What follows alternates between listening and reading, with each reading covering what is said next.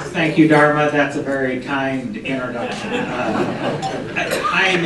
I do need to let everybody know that we're going to close the directory for the World Trade Council of Wichita. We're going to close that tomorrow evening. So if you have not had an opportunity to update your membership, this is a great time.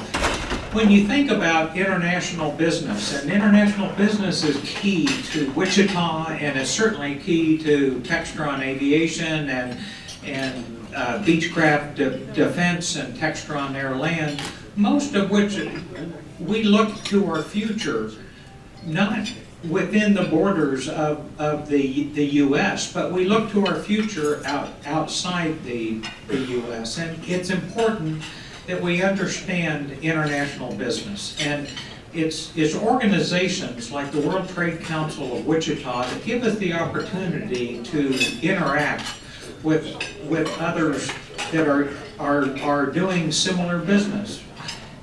Think about if you were wanting to do business in Iraq and you didn't know how to, what would you do?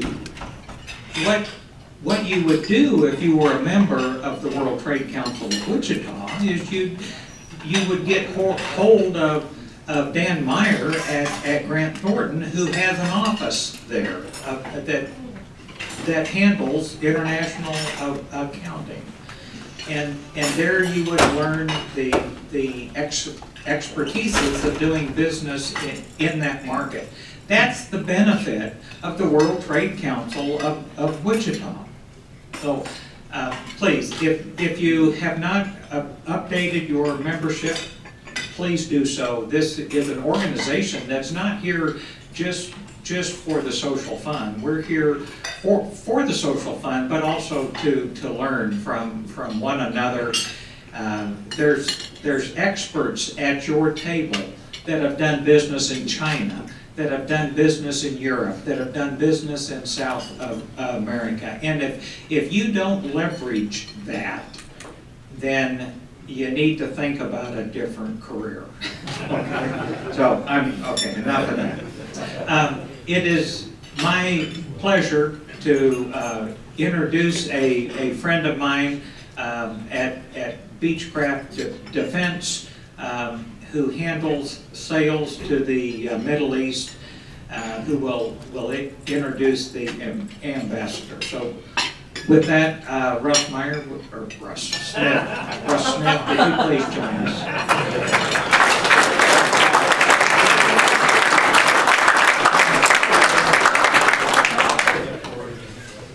On behalf of Textron and my president, Tom Moore, thank you for this opportunity. It is truly a gift today. We've been given a gift to have the good ambassador here, and it's an opportunity of a lifetime. It really is, and we are so honored by your visit, sir. A few points of order before I introduce the ambassador. I want to thank Roger and Cheryl for all the hard work they did and the kitchen staff for a great meal.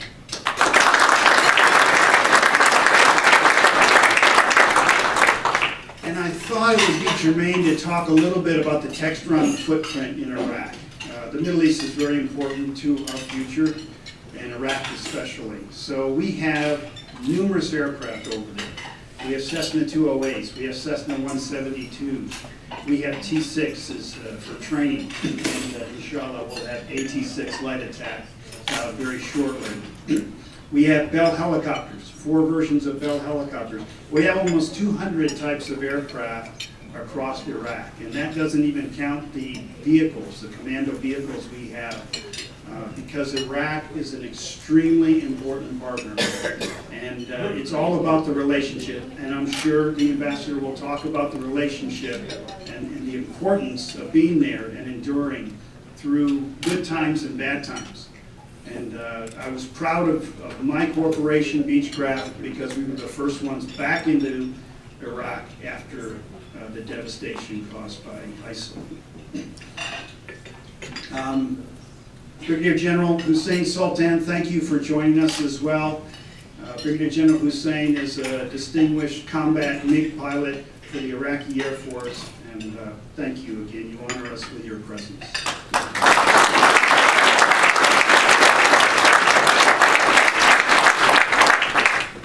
The Honorable Ambassador Lukman Faily is an incredible resource of Middle Eastern knowledge and geopolitical wisdom.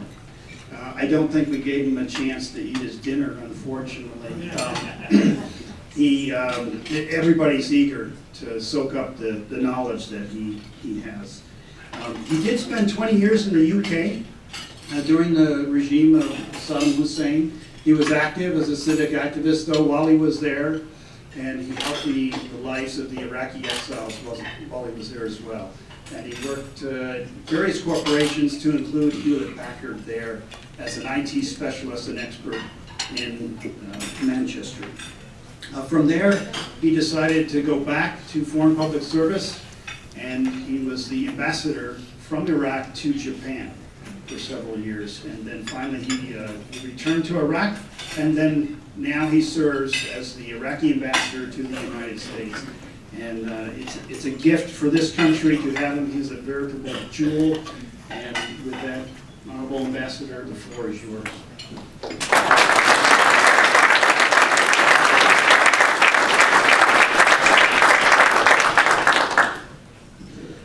Good evening, everybody.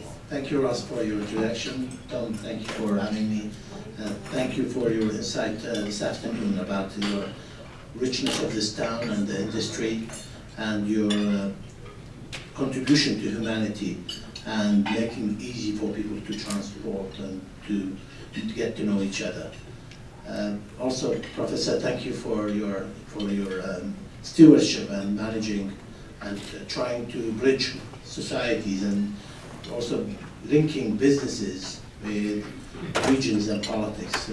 Always people want to know what's in it for them. It's not just the financial aspect of it. It's what the humanities seek for, which is always developing, and always how could they progress with each other. Iraq is within that perspective. It's a country, it's one of the oldest countries in the world. Geographically, it's the only country which has 6 to 7 civilizations on top of each other. 6 to 7, which has a significant, if not, I would say, crucial contribution to human development. At the same time, it's a country where its identity is in transition for a number of reasons. The United States got engaged in Iraq in 2003 without an in-depth knowledge of the country. Although, since 1990, Iraq has been one of the top US policy matters to deal with across all. However, what is astonishing is when I came to US in 2013, I was halfway through my mission in Tokyo for 3 years, but I was told that the country needs me here. I was astonished by, in Washington, people were talking about the fatigueness, tiredness from Iraq. But I never heard it from a diplomat, a person who was engaged in an NGO, businesses to a certain extent. I certainly never heard it from the military people. Maybe 1.5 million served in Iraq, which tells me that more or less majority of you Americans know about the country. What I got out of it is that people ignorance and their fatigueness is based on lack of knowledge rather than engagement. I also got out of it that the Americans, specifically the military, the diplomats, the people in uniform and non-uniform, understood the suffering of the people, understood the environment they were in, understood the savageness of Saddam Hussein, what he did to the country, and also understood the courage and the determination of the people. Their tenaciousness to go in and day out with democracy. Since the last, 12, 13 years, we had about 10 type of polling and elections at the provisional level or at the state level, at the country level. seeking democracy, changing the prime minister, who was there for 8 years, in a civil way, nobody will have to be killed or imprisoned like that. Very democratic, very transparent, in a region which is not democratic or transparent. So it tells you that the people, by the way, we still have a war with terrorism for 12 and 13 years. At the peak of it, the US had 175,000 troops, 175,000 troops. And they still couldn't beat terrorism. But we as a society have beaten it in the mindset, we have beaten it in the heart. We are sort of accommodating, life goes on. We have tenaciousness to put up with it. Elections and democracy and want to develop the country, but at the same time we have these issues. Maybe because we never seek the easy way out. We seek democracy, we seek freedom, we seek market economy. And these are issues which we are not used to. Region is not used to it. And from the US engagement, it thought it's a short-term project. It never had that mindset put into it, that changing a nation to accommodate such a transformation requires substantial amount of, and not investment, but emotional investment, I would say, not just a physical investment. Sometimes when you have too much money, you may not spend it the right way. People know that. But when you have the experience, you become efficient how you go about expenditure.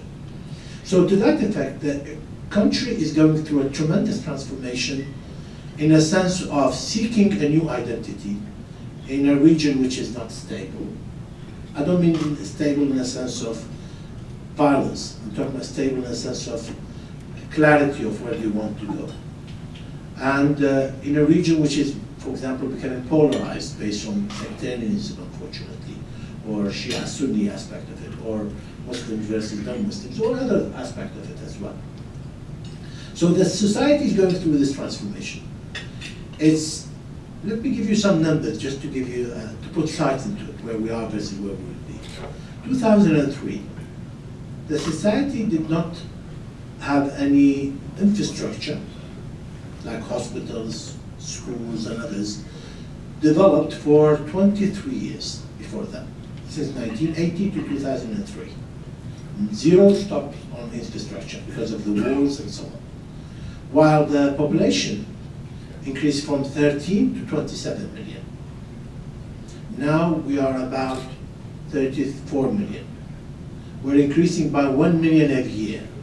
1 million every year. So you could see the demand.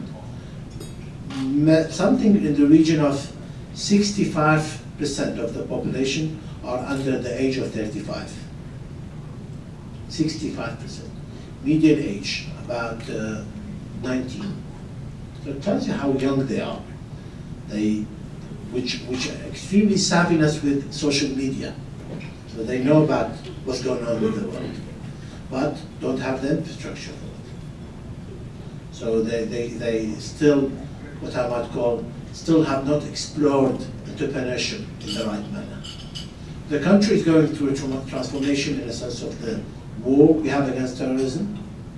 And it's not easy because for 35 years before then, dictatorship used to rule. People were not allowed to just make their decisions. Certainly they had an iron curtain, they were not exposed to the world. Now everybody has a passport, everybody wants to travel. GDP per capita increased tenfold since 2003. So people have cash liquidity, but they don't have the quality of life because they haven't been able to govern themselves before. Decision making has not been there. The Constitution talks about separations of powers, talks about, for example, federalism as an entity in KRG and elsewhere, talks about decentralization, but historically people got used to the center making the decision. And not just the center being the ministries and the commissions or whatever, no, it was Saddam Hussein making the decision.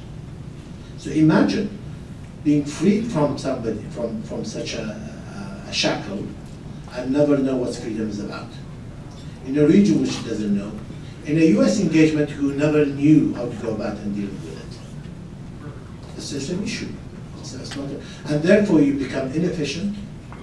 You become sort of thinking that the world is not with you. You know, because the region is not with you. By the way, we have, in a geographical sense, we are as same size as California, roughly, population-wise roughly as well. But we have two big neighbors. We have Iran and we have Turkey, both non-Arabs. Both have their own project, have their own ambition, in a region where there's a vacuum to be created. So that's another aspect of it, which we have to manage. We've got Syria next door, with all the problems. I think you guys are aware of it, and with no sight in life, with no sight to a resolution, and we have to deal with that as well. So that's another aspect of it. We also have a large challenge with the economical issues, the oil prices. We have lost, I would say confidently, 50% of our income over the last 18 months, 5-0, because of the drop of oil prices. Heavy dependency on oil prices. Historically, used to be the baskets of development, agriculture for the region. But because no infrastructure, no focus on that, we had to suffer and we had to import everything. So we still don't have what you might call food independency. We got that type of challenge to think as well. Let me give you another challenge, which I'm giving you the challenges to show you what's the size of transformation we have to do. I talked about the population. Currently, it's one of the highest in the world in people per household, in the region of 12.8 person per household. So you can bring all your cousins with you all the time.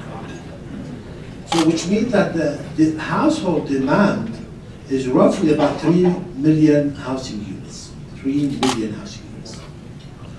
I used to live in the UK and I know all about mortgage and housing and everything else. I know you can create a massive industry just out of that.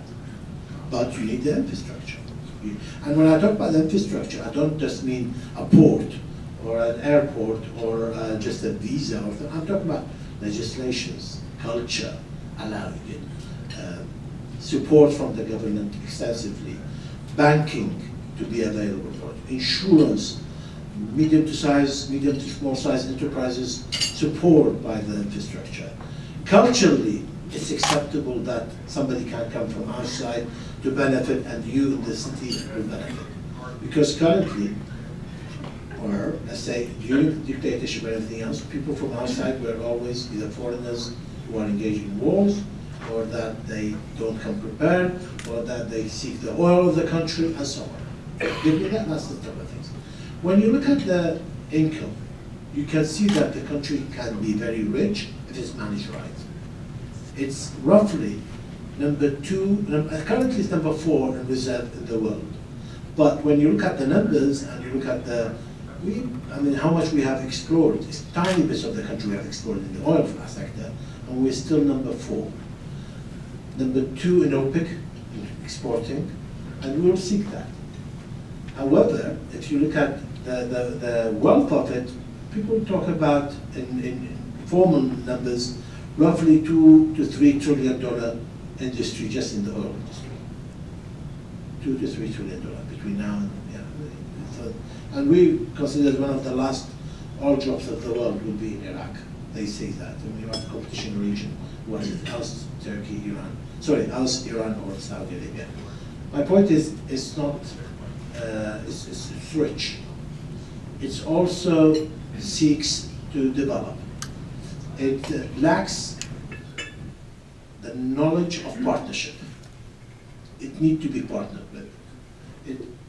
It knows now, after 12 years, we've tried more or less quite a few experiments, that we need a quality partner. We can't do it without quality partners. It's not trial and error. We've done that. We've ticked that box. We've been to other countries. We've been seeking, but to have the quality partner, you need to have a strategic planning for it. We need that. And the way I view it, I've been around the world, I've seen the qualities, and countries like United States, Japan, and others can provide such a partnership. But they need to have a long view relationship. I gave you some numbers, but I also thought it's not easy. Why? Because we're still not, our minds, it's like a 3-second delay or 2-second delay between the mind and the body. If there's lack of synchronization, you don't get it right. That's what we need. We need people to align that time and to become more efficient through it. We need the partnership to have long view, to view it as people who want loyalty. We do that. We don't like change. We don't like experimenting with change. It's not like this. People rather have a loyal partner than go and just drop it because it's a 2 or 5% lower price or whatever. It's not like that. The culture isn't that. But to do that, you need to be there. You need to have that face-to-face relationship. To do that, you need to increase exchange, whether it's a student exchange or others, to get to understand each other's culture. I can say it confidently, with 1.5 million US engagement, with all that, I can say it confidently, unfortunately, here people in the United States still don't understand Iraq.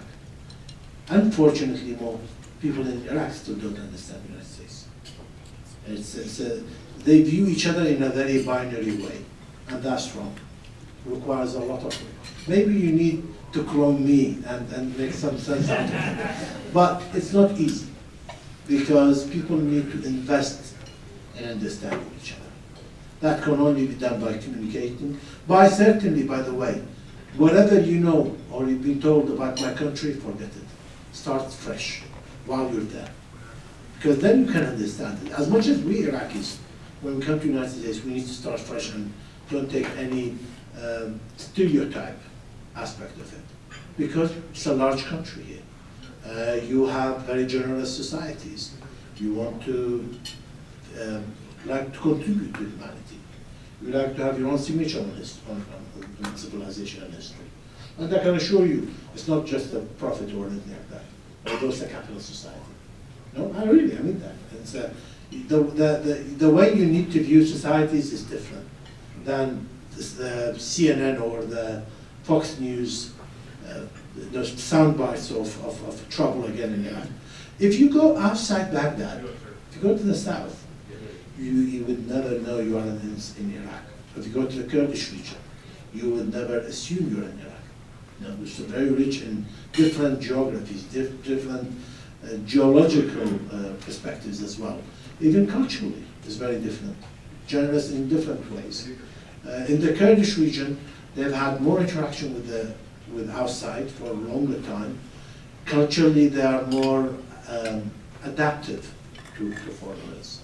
In the south, they are more, I might call it, loyal in their perspective, and they don't know what they are missing in that sense as well.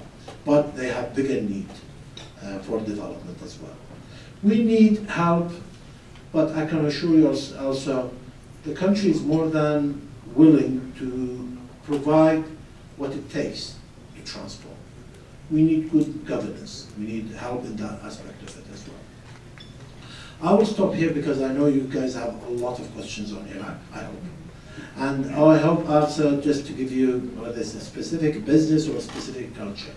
Let me just finish by saying that the story of Iraq has not been fully told, nor what you hear is the full story. There is more to do. There is certainly opportunities in more than one way. I'm not just talking about just businesses, where there's tourism, culturally, others as well. The region itself, at this moment, is going through a tremendous transformation. Nobody knows which direction it's going. Nobody can confidently say that. But at the same time, interactions can help it to shape in the right direction. To the US benefit, to the Iraqi benefit, politically, geopolitically, economically, and so on. Let me finish here. I don't know if the timing is right or not. But I will go with Q&A if you don't mind as well. Thank you.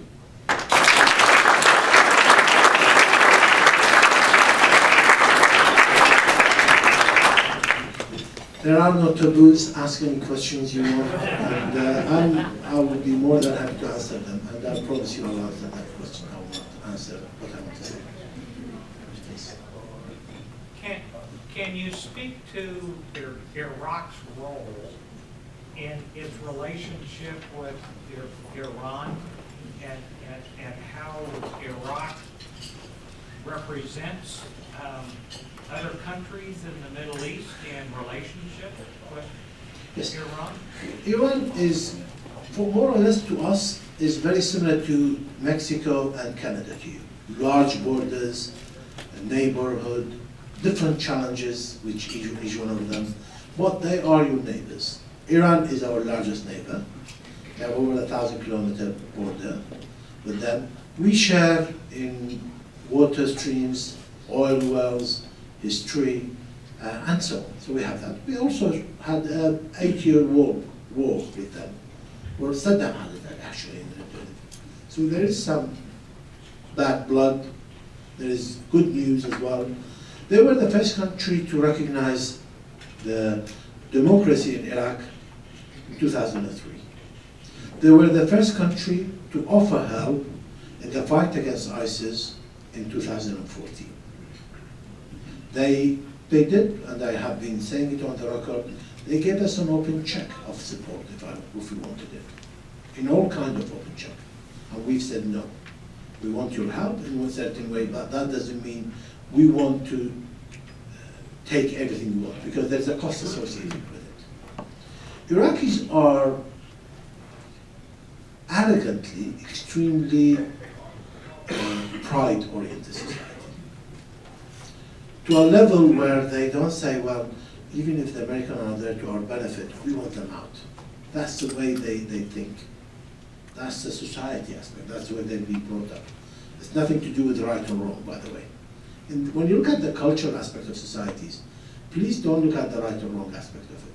It's driven, humans are driven by different drivers at different times of their life cycles, and civilization as well. So to that effect, our relationship with Iran is one of necessity.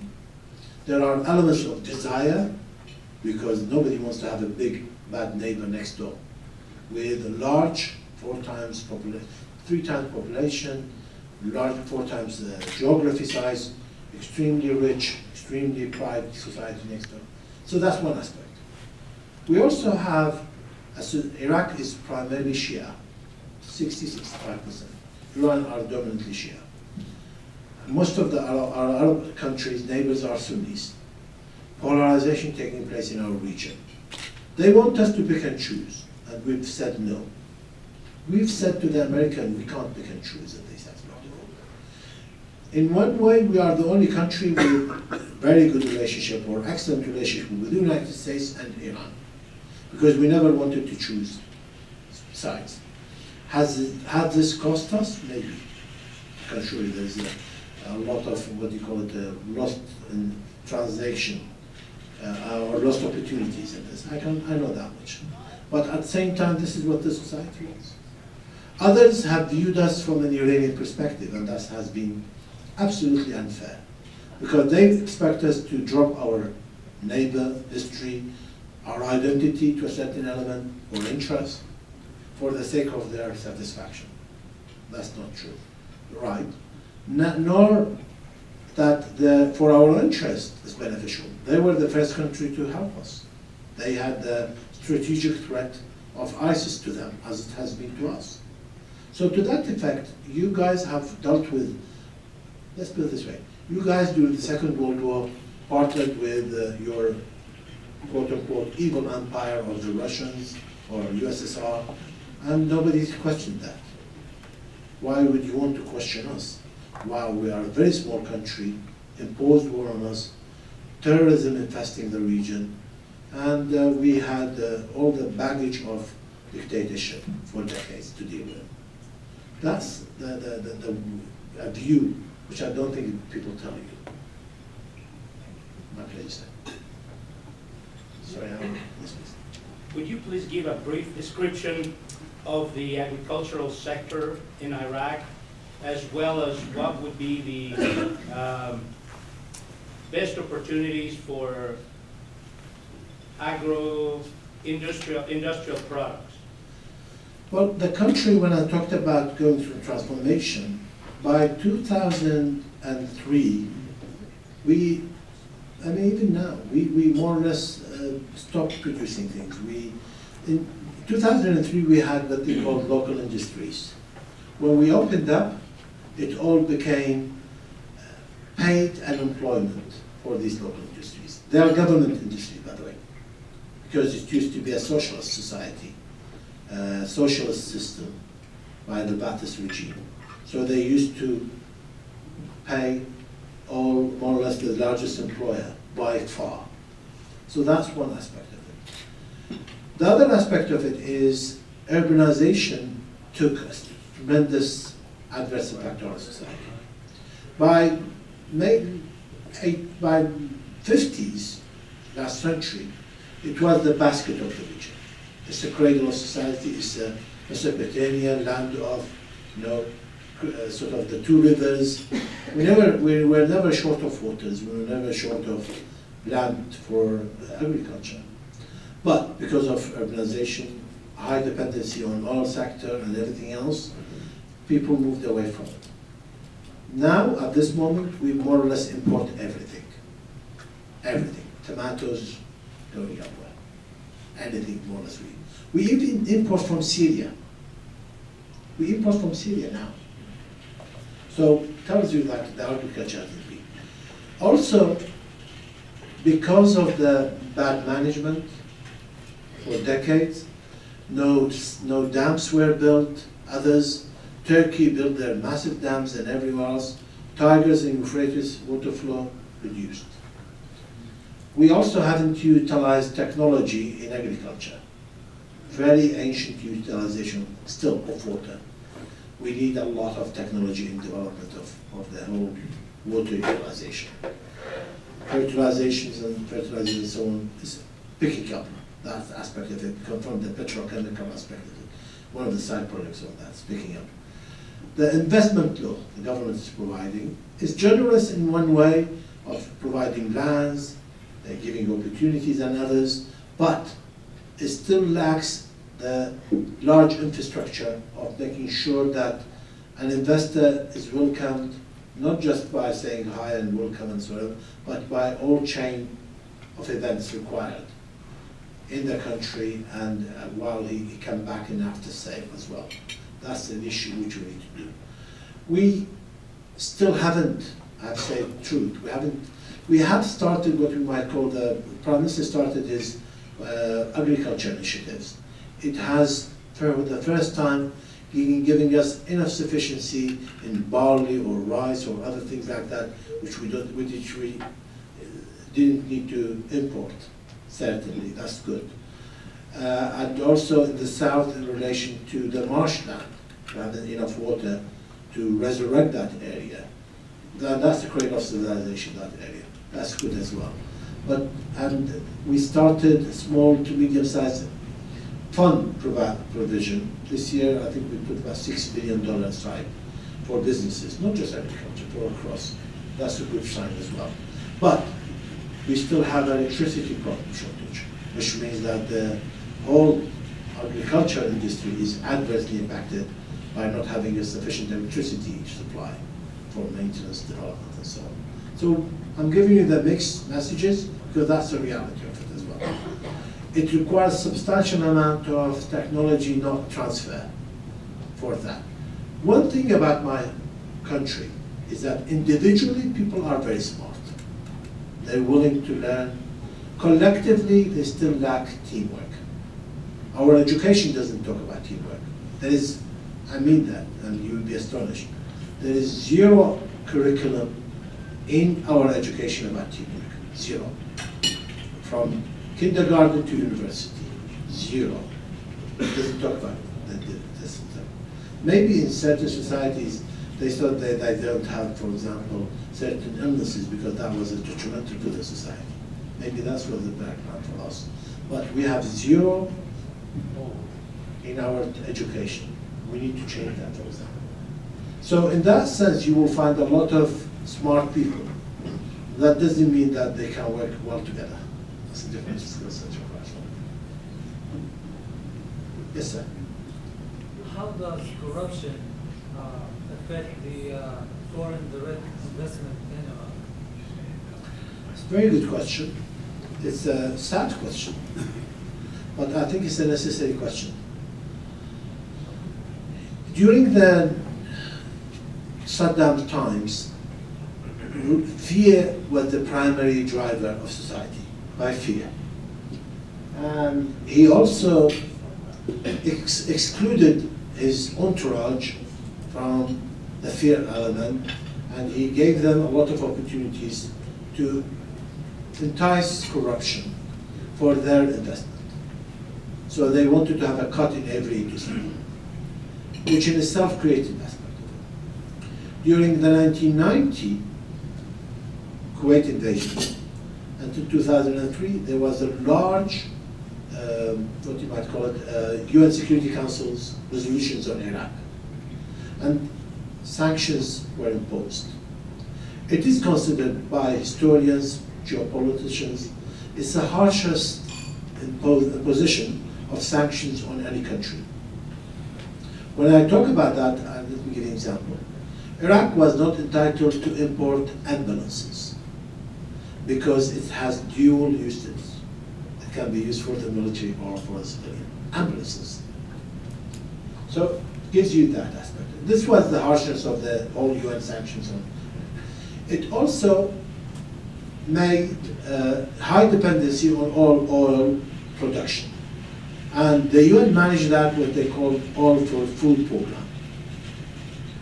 And it's even now, if you go and do Google search on it, it's one of the most corrupt programs done. So by 2003, Iraqis thought about the UN management as a corrupt entity.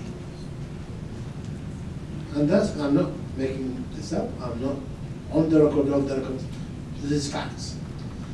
2003 American engagement with substantial amount of cash brought into the society. With a society who already had high dependency on the state, with a society in 2003 where more or less no more middle class. Why? Because in 80s, 90s, early 2000s, the majority of our middle class left the country because of sanctions, because of the brutality of the regime and others. And since 2003, we've been struggling with redefining, redeveloping a middle class to develop the society. And if you ask me what is missing in Iraq, I would say beef up the middle class. I'm not talking about the income, because we've more or less, I talked about the 10 times GDP per capita increase, we've covered that aspect of it. But it's people with experience, not with the income. The income is easier, but it's people with the white collar, actual white collar. So without them, you have a lot of cash, you've got bad infrastructure before from the legacy, you have a transformation of society, very few checks and balances in the system. Majority of politicians were not involved in the development because they were in opposition. They were in exile. They were not a bureaucrat in that sense. So these are what I might call dangerous mix. And now we're trying to cleanse ourselves from that. You hear about a lot in Iraq about the demonstrations and over the last formation of government, bureaucrats and others. It's primarily because of the corruption element. People want to cleanse themselves from it. But they think that if you just bring a bureaucrat, things will be fixed. It can't. Corruption as a culture cannot be cleansed by just procedures. You need substantial amount of transformation of society to admit that they have the mistake as well. To say, I'm part of the problem, I need to fix myself as well. Not you are the part of the problem, you need to fix it. So ownership becomes an issue. And as I said before, the educational system, Saddam's rule, dictatorship doesn't teach you to have ownership. On the contrary, it teaches you to detach yourself from the state and make the state own every problem. So to that effect, it's one of the harshest lessons we have to learn, but it's one of the most necessary issues we have to fix. And to do that, you require a social wake-up in a large size. That's what we see now in demonstrations and everything else is extremely good sign. But I think we have a long way to go. In your talks, you mentioned many things. You mentioned that investors need to look at investing in long term. And also, in addition to that, you talked about different problems or bridges that's come across, doing that. So how is Iraq is able to secure other countries' investment in the country? I think there are big questions for any investor. One is the political security. Second, the actual physical security. I also know, I mean, I worked in the industry to understand that there is no unsurmountable challenges. Everything you can get through, but you have to mitigate against every risk. So the more you're aware, the more mitigation you do, the better planning you can do. Is it profitable or not? That's for you to make. Depend how much return on investment and how fast and how much you want to invest. But what I can say is there's a substantial amount of need. And people recognize that now. There is a good knowledge that quality is a must. That's a good sign. Good understanding that now that you need expertise from outside the country. That's also a good sign. Good understanding that you need to change your procedures to accommodate the others from investment work. These are all good signs. What you need is good management to attract that, to put it all together and say, okay, let's look at a chain of activities required for us to view it from an investor perspective. We're listening better to the investors to fulfill their needs. Their investment law and others are doing it. But we still don't fully understand what it takes to be competitive in comparison to others. That's still that. The society still think that it has been hurt by dictatorship and everything else, and there is an emphasis on other societies to help it. Whether that's right or wrong, I don't know, but there's still emphasis on that, which means we still wait for the other to do something about it, rather than us taking ownership of all our problems ourselves. That's something for us to do. That can only be fixed by communicating and by getting IMF, World Bank, and others tell us what problems we have. UN and others to tell us what problems we have. So these are steps that are being taken. The wealth is there, whether it's natural resources, geography, population, skill sets, literacy. These are all there. That's not an issue for us. But we need to package it better. We certainly miss marketing for the country. It's not that, let me give you an example. You view Iraq about security all the time. If I tell you that roughly we have about 11 provinces in the south, 8 of them have no security problem for years and years. I'm talking about years, I'm talking about 6, 7, 8 years. No security threat. No, nothing to do with Al-Qaeda, certainly. And if you have, you may have inter-tribal, nothing more than that. So these are usually inter-tribal, they don't even get near their foreigners. It's different. Or the oil industry has been able to operate in a free, somewhat secure. So to that effect, people will be surprised. Is that true? That do you have security? I say yes. But because the news focuses on Baghdad or focuses on, I'm not saying Baghdad is the same. I'm saying that's the only item which sells the news. People get scared. We need to do a better job on that as well. Yes, sir. Mr. Ambassador, thank you for your comments.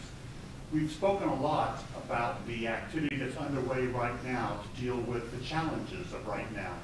But looking forward, how is the strategy incorporating raising up the next generation through education and opportunity? Well, I have to be honest and say we are overwhelmed with the challenges we have nowadays ourselves. Whether it's security, whether it's the daily lives, whether it's the economical challenges of the oil prices and so on. That hasn't given us an opportunity to focus so much on education. It doesn't mean that we are not building enough schools or whatever. It's just that the throughput of development doesn't cope with the scale of the challenge. Let me give you an example. School class.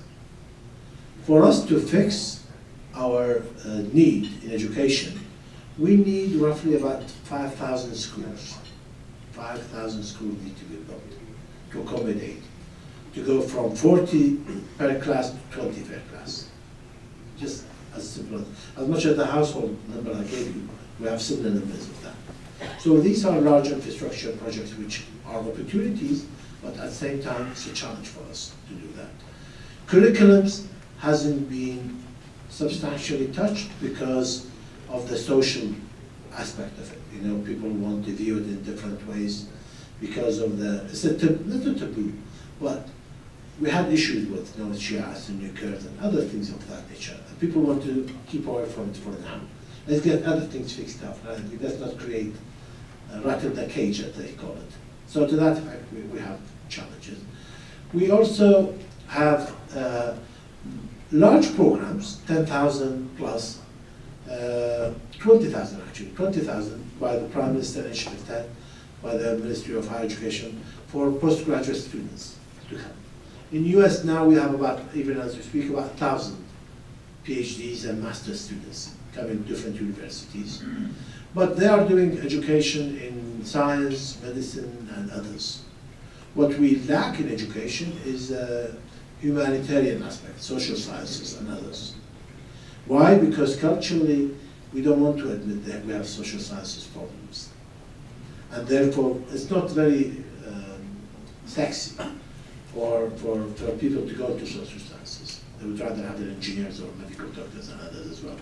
You know, and why would you want to send your son all over the world just for him to become a social scientist? You know, let him become a doctor or something. It's more socially acceptable. So we have that aspect to think about. And that's a taboo at this moment we haven't fully touched on. As much as, by the way, the culture of wars which we have inherited and we had to live because of terrorism, we still haven't set aside and say how much of psychiatrists, psychologists, and others we need to fix these issues for us. We still haven't embraced that. Because that requires a lot of substantial amount of wake-up calls for us to fix that. And we think we're still too busy with other challenges for us to do. Thank you. My pleasure. Where do you see in the next 5 to 10 years your main focus is on improving infrastructure in Iraq? I mean, there are issues which is to do with the oil industry. We need to a strategic pipeline, reserves, and so on. There's storage and things like that. Because without that, we cannot generate money for other investments. So that's one aspect of it. There is a strong project going on in agriculture because there is a need for that. We need less independency. So there is good work going on in that aspect. Housing, we've got 1 or 2 large projects, 100,000 units built by Koreans and others. There's more work to do there. So we also have the security aspect of it for us to build our military, so that aspect. There is demand across all aspects of that infrastructure. We have a large, it's larger than Mecca, than the Hajj in relation to pilgrimage, religious tourism. It's larger now. Certain times, the numbers differ, but anything, roughly in one season we have about 10 million visitors, 10 million. From the region, from inside Iraq goes to Karbala and Najaf for pilgrimage, 10 million. But every time I go, struggle to find a hotel, an adequate hotel. I'm talking about an adequate 4-star hotel. because that infrastructure is not there. You know, there is that aspect of it. Every province wants to build their own airport. That's another thing. It's to do, going back to the strategic planning versus local. Because we were center, managed by the center before, now we are decentralizing. Everybody wants to build their own airport. For pride more than anything else. And you know, each province having their own airport is not efficient. But who wants to take ownership of it? Who wants to go across? Same thing with electricity. Everybody wants to generate their own electricity. And you know, it's very expensive. You can do it across provinces. Baghdad is busy with its own issues to deal with this political analysis as well. We are a very politically oriented society, by the way, which means that the politics override a lot of other issues, unfortunately. And as far as I know, politicians are there to serve, not to be served. And that's another challenge we have as well. So it's like in Washington. The industry of just policy making is an industry, whether it's useful policy or not, it's not the issue. Yes, sir. Sorry, somebody on this, but let me say this to you. When we analyze the country for foreign direct investment, we look at future sources of instability and future threats too. With the war in Syria and the unrest in Turkey and the increasingly active role the YPG and the Peshmerga have been taking, is a unified Kurdistan a threat to the Republic of Iraq? Unified in the sense of between which countries? Talk about within Iraq or talk about with Syria and Turkey and Iran? Collection of all three. Within, in geopolitical sense, countries in the region don't want to have a unified Kurdistan, in a geopolitical sense. Kurds won't seek and dream about that aspect of it. It's their right to think. It's not just it's their right to dream. Nobody should impose on you what to dream or not. But I think it's their right to have that opportunity, be given that opportunity. But they also need to know the costs associated with it. As I said before, we are politically oriented, or I also said we are pride oriented. We're not prosperity oriented. There's costs associated with that. People will be astonished how could I'm saying that. I'm saying it because that's the truth. That's the way I view it. You want to win something, you have to lose something else. Kurds are willing to do it? Yeah, I think they are. They want to do it. Will it help the development in the society? I don't know. I used to live in Europe, and I know that Europe will talk about integration and so on. May have different challenges now. But do they need to go through such a painful process? Maybe. I think it may not be beneficial for them now because there's so many other issues. In Iraq, they had more rights than anywhere else for the Kurds, historically than now. Now they have more capabilities than others. They've done a better job than Baghdad. They're focused on it, they have a decision-making is easier and so on. So that's all. Please, also the people were more at ease with themselves. They want to claim this opportunity of democracy and others at a very high cost. And they want to do that. So is it right for them to have it? Yes, I think they have every right. But is it possible? I think it's costly, geopolitically extremely costly. Other countries will not let them. I think there was somebody at the back, and then I don't know. Yes, sir. Thank you for being here, Mr. Ambassador. Thank you for having me. Quick question. You've spoken at length about some of the challenges that Iraq is facing, and it sounds like you're making great strides in overcoming some of those challenges. What opportunities are there now for investment in Iraq? What specific needs do you see that American businesses can help fulfill? There is, as I said, large knowledge transfer need to take place. To do that, you need to entrench trust.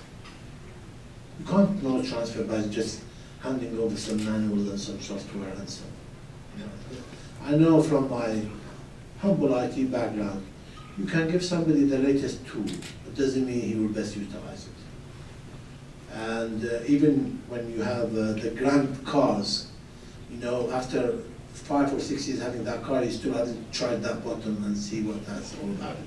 And then you may go after somebody tells you something about it and say, well, I didn't know about it. That would be very crucial because you haven't been trained, you worked hard at it. So I know that there is no knowledge transfer, but to do that, we need to have confidence building measures between not just societies, but for our own society to understand that we need to lose something to gain something else. That's something for us to do. That we need to reach out rather than expect others to reach out for us. That's for us to do. In relation to opportunities, I talked about some of them, but let me give you an example. Entertainment is one of the massive industries which haven't been explored in Iraq. It's not very costly. It doesn't require a lot of infrastructure, but it can be very rewarding. People still travel abroad because they don't have enough, you know, things like nice hotels or complex or areas where they can send their children, or theme parks, or all aspect of that. That's a massive industry missing in Iraq. It's not the cash liquidity, as I said. It's not that people don't want to enjoy themselves, but that there isn't that infrastructure. That's, or that aspect of it. That's one aspect. I talked about the hotels, construction, even in the industries which helps to develop entrepreneurship. You know, the core IT industries and things of that aspect of it. There is a knowledge there. Things like distance learning to accommodate for people to learn, to increase their skill sets, vocational work, things of that sort of nature. There is a lot there to go about. So even basic things like project management and other basic management things, training and so on, these are all needs. What I'm saying is you need large industries, mature industries, to come to Iraq and help us with that partnership. We need to give enough confidence for people to think that it's viable for them to do it. This is not a charity. Iraqis know now that they've gone beyond the charity aspect of it. The American engagement before was more charitable. And it became like somebody earning money from gambling. You spend it fast. You don't earn it, you don't treasure it, you don't work hard at it. You don't put aside some of that. You know, it's that aspect of it which we had. And at a very high cost, unfortunately, for the American, and I think the Donald Trump phenomenon is one example of that. It's a society going through. Tell me how many people of you voted this one, by the way. Really? There was one hand there? Thank you very much.